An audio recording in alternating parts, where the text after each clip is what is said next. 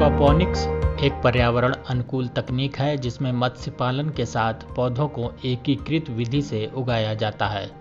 इस तकनीक में मछलियों का अपशिष्ट बढ़ते पौधों के लिए उर्वरक का कार्य करता है। साथ ही जल में मौजूद सूक्ष्म जीवों द्वारा मछलियों के अपशिष्ट में उपस्थित अमोनिया को नाइट्रेट में परिवर्तित करने का कार्य किया जाता है। यह नाइट्रेट पौधों के विकास के लिए एक आवश्यक पोषक तत्व है। इन पोषक तत्वों को पौधे अवशोषित करते हैं और इस प्रक्रिया में पौधे पानी को स्वतः फिल्टर करने का कार्य भी करते हैं। इस पानी का उपयोग मछली टैंक को फिर से भरने के लिए किया जाता है। इस तरह यह पारिस्थितिकी रूप से एक स्थायी मॉडल है जो दो खाद्य उत्पादन प्रणालियों एक्वाकल्चर और हाइड्रोपोनिक्स को एक साथ जोड़ता है। एक्वाकल्चर शब्द का प्रयोग मत्स्य पालन हेतु आवश्यक परिस्थितियों तथा परिवेश के लिए किया जाता है। हाइड्रोपोनिक्स में मृदा के बिना पौधों को उगाया जाता है। इसमें मृदा के स्थान पर जल का उपयोग किया जाता है। इस जल में पौधों के लिए आवश्यक पोषक तत्व घुलनशील अवस्था में रहते हैं। इस तकनीक के अनेक लाभ हैं, जैसे इस तकनीक में पौधों के लिए उर्वरकों का उपयोग करने की आवश्यकता नहीं होती है, क्योंकि मछलियां पौधों के लिए समृद्ध पोषक तत्व प्रदान करती हैं। मछलियों के अपशिष्ट से प्राप्त पौष्टिक पदार्थ पौधों की तीव्र वृद्धि में सहायक होते हैं। मत्स्यन और पौधों का एकीकरण जैविक विविधता में वृद्धि करता है, जो तंत्र की स्थिरता को बढ़ावा देता है। यह तकनीक पर्यावरण में मुक्त किए गए अपशिष्ट की मात्रा में कमी करने के साथ साथ प्राकृतिक रूप से जल के फिल्टर करने का कार्य भी करती है। इस तरह यह नकारात्मक पर्यावरणीय प्रभावों को कम करती है।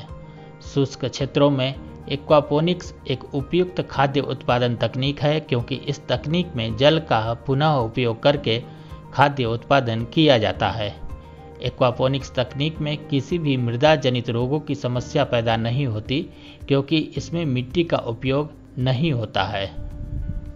इस तकनीक से किसानों को उनकी भूमि की उत्पादकता बढ़ाने में मदद मिलेगी और उनकी आय में भी वृद्धि होगी। मुख्यतः गैर तटीय क्षेत्रों में यह प्रणाली किसानों की आय बढ़ाने में बहुत सहायक होगी।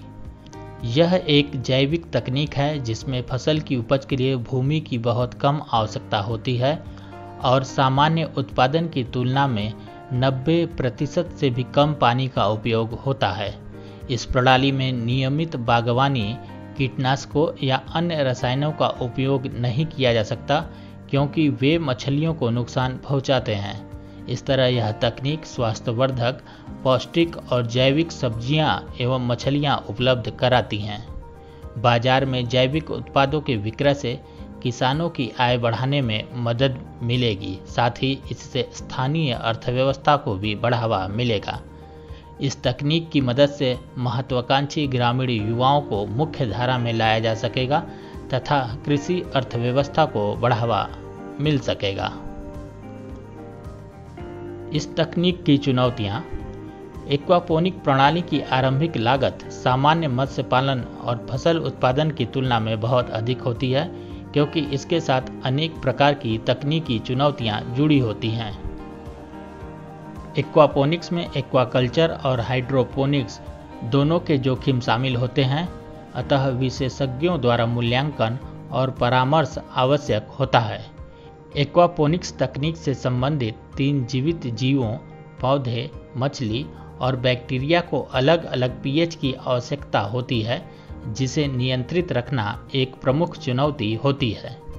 पीएच स्तर के बहुत कम या बहुत अधिक होने पर पौधे पोषक तत्वों को बेहतर तरीके से अवशोषित नहीं कर पाएंगे और एक्वापोनिक्स की मछलियां अंततः मर जाएंगी। इस प्रकार अनेक प्रकार की तकनीकी चुनौतियां एक्वापोनिक्स तकनीक को एक महंगी प्रणाली बना देती है।